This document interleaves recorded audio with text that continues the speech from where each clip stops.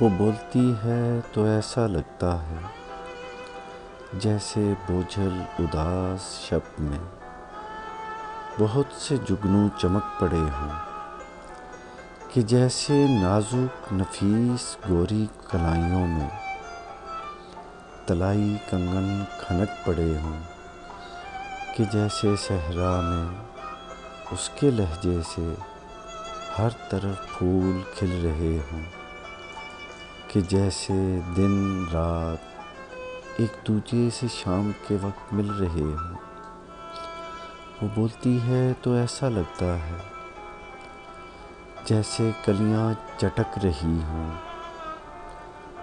ہوا کے نازک گلابی پاؤں میں پائلیں سی چھنک رہی ہوں۔ چراغ دانوں میں ایک مدت سے روشنی کو ترسنے والے سبھی دیے ایک دم جلے ہوں۔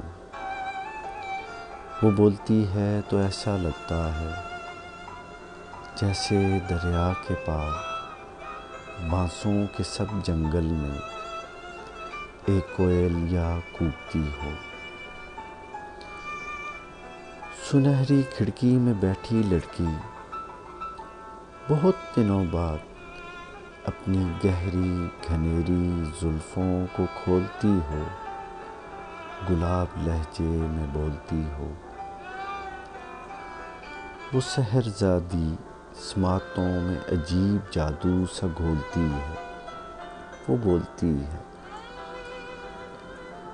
دھنک رنگی مسکراتی آنکھوں میں شوخ جذبوں کی بے کرانی، محبتوں اور چاہتوں کے کئی دریچے ٹٹولتی ہے۔ وہ بولتی ہے، وہ بولتی ہے تو ایسا لگتا ہے جیسے ہر چیز ڈولتی ہے۔ وہ بولتی ہے تو ایسا لگتا ہے جیسے لفظوں کو بولنے کا صحیح سلیقہ سا آ گیا ہو، کہ جیسے لہجے میں ڈھل کے اندر تلک اترنے کا اب طریقہ سا آ گیا ہو۔